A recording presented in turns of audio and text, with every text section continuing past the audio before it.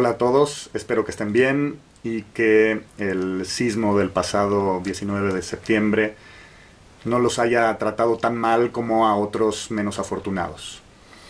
En Padres para Padres tenemos la misión de acompañar a los papás en todo el desarrollo de nuestros hijos, y este es uno de esos momentos en los que como papás normalmente tenemos más dudas que certezas. Entonces se nos ocurrió que podría ser una muy buena idea asesorarnos con los especialistas. Estamos aquí entonces con David Shidlo y con Janet Shane.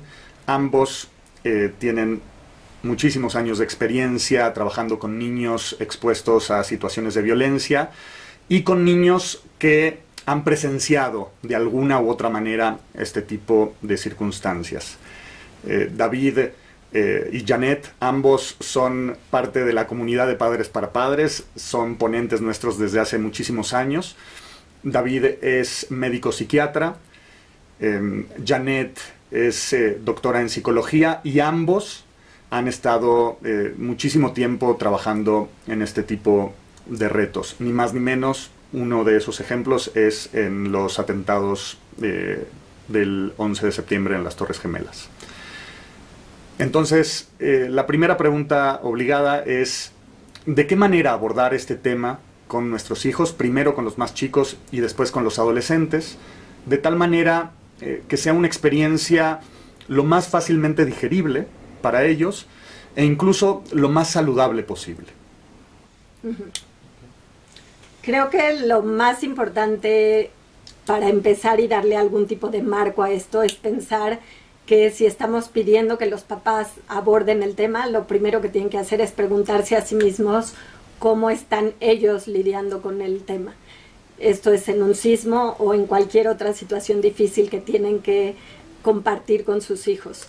Entonces, primer punto, si tenemos que ponerlo por importancia, ese definitivamente es uno de los primeros, es ¿cómo están ellos? ¿Están tranquilos? ¿Están nerviosos? Un papá nervioso puede tener exactamente la lista de 10 puntos perfectos que le tiene que decir a su hijo y lo va a poner más nervioso. No importa qué profesor de cualquier otro lado del universo le haya dicho que eso debe de decir, lo va a decir y el niño se va a quedar preocupado. Entonces, lo primero, creo que estaríamos de acuerdo, es que ellos se pregunten cómo están, y si no están tranquilos, se busquen la forma de tranquilizarse para después hablar con los niños. Los niños tienen que sentir que tienen adultos confiables alrededor de ellos. Y si ellos no sienten que pueden confiar en sus papás, no van a poder expresar lo que ellos están sintiendo. Los papás tienen que entender, y Janet ahorita va a explicar las diferencias en las distintas edades, pero los papás tienen que entender que los niños tienen que ser capaces de expresar lo que ellos están pasando.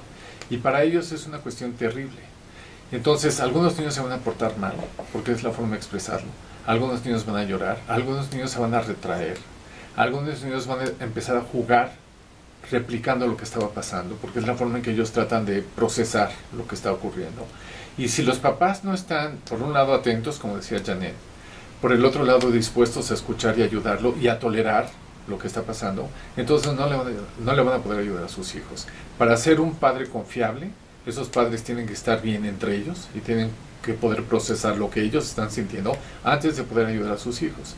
Lo típico que te dicen en el avión: póngase su mascarilla antes de ayudarle al otro. Tienes que estar bien tú antes de poder ayudar a alguien más. Y creo que yo agregaría, y de veras insistiría en esto, porque somos personas muy balanceadas en general, sentimos que sabemos lo que estamos haciendo con nuestros hijos, y cuando pasa este tipo de cosas nos fortalecemos, creemos que nos fortalecemos y decimos: yo estoy súper bien y mis hijos también, fuera de que hicieron un berrinchito. Creo que tenemos que tener un poco, la palabra no es humildad, pero por lo menos atrevernos a decir: a ver, vamos a pensar que eso no es totalmente cierto, que estoy un poco nerviosa. A ver, estuve todo el día corriendo a ver qué hacía, vi las noticias todo el día para ver qué estaba pasando afuera, pero pretendo que a la hora de la comida me siento y todo está normal con mis hijos. Lo más seguro es que algo yo también traigo, y eso es lo que tengo que observar. Ahí es donde decimos, tenemos que atendernos para poder atender a los niños y acordarnos que nuestra primera tendencia es decir: yo estoy bien. y desde ahí ya voy a ir a hablar con mis hijos. No, tómate 5 minutos y de veras pregúntate qué hiciste hoy todo el día y cómo reaccionaste tú ante esto, y ahí cálmate, y ahí ve por qué estás nervioso, y luego ve a platicar con tus hijos.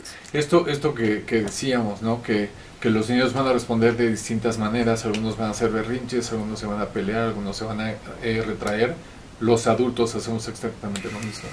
Entonces, si yo como adulto estoy de pésimo humor por lo que está pasando, no sé cómo contener mis sentimientos, me peleo con mi esposa, entonces... Y no reconoces que está relacionado a eso. A eso, entonces ¿cómo voy a poder atender a mis hijos, ¿no? Entonces, contestando directamente a tu pregunta, para poder hacer algo que mis hijos puedan digerir, ¿cómo les hablo de la muerte a mis hijos?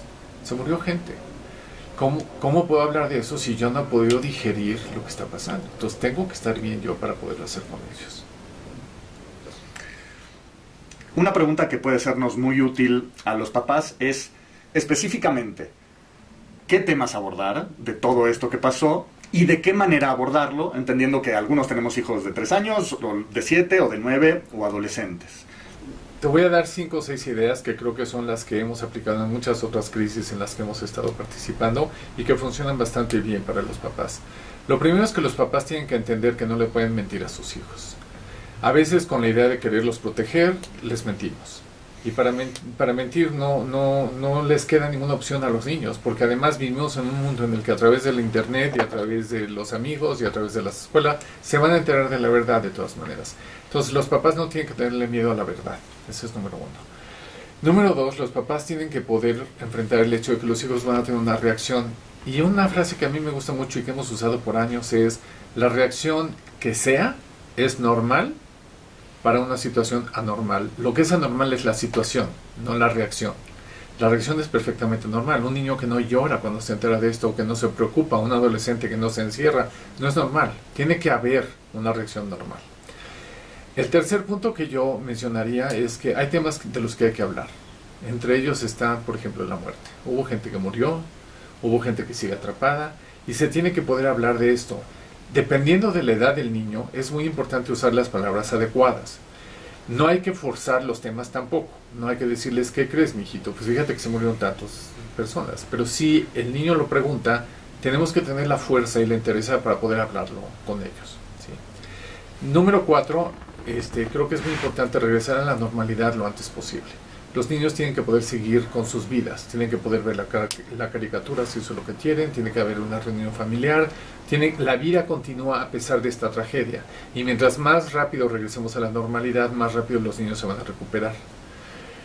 Número 5, es muy importante que los niños entiendan que lo que está ocurriendo va a tener una repercusión a mediano y a largo plazo, y que esto va a estar en las mentes y en las vidas de los demás sin que necesariamente eso les afecte a ellos hacia el futuro, ¿no?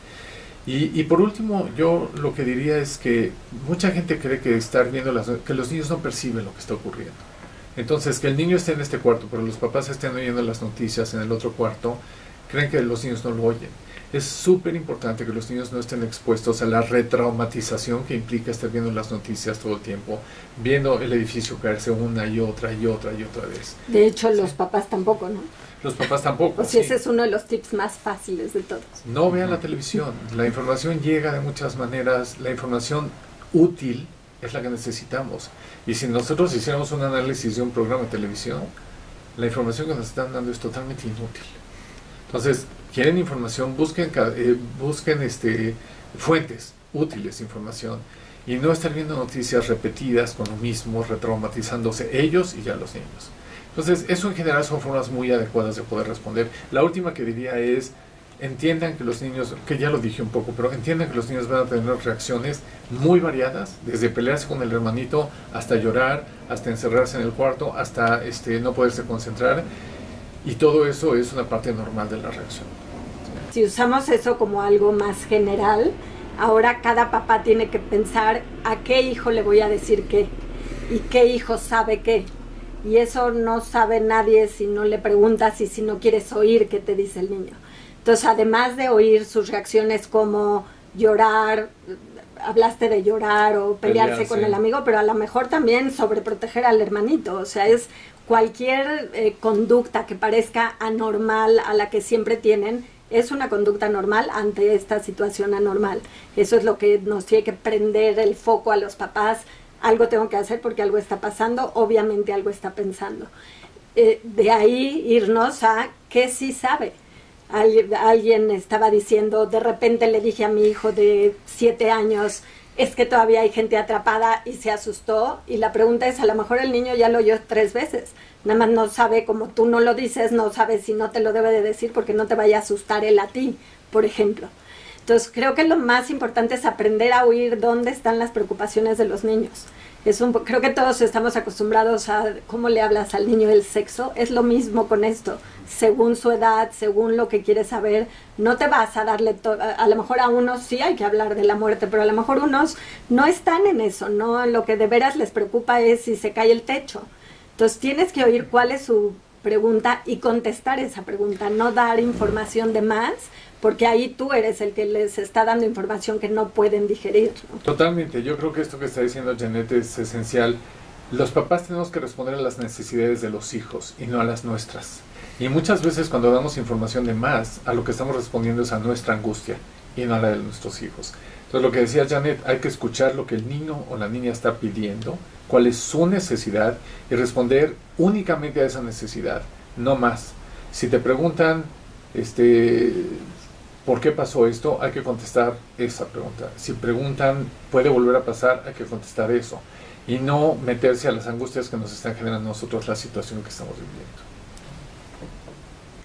En nombre de Padres para Padres, espero que esta entrevista les haya sido útil.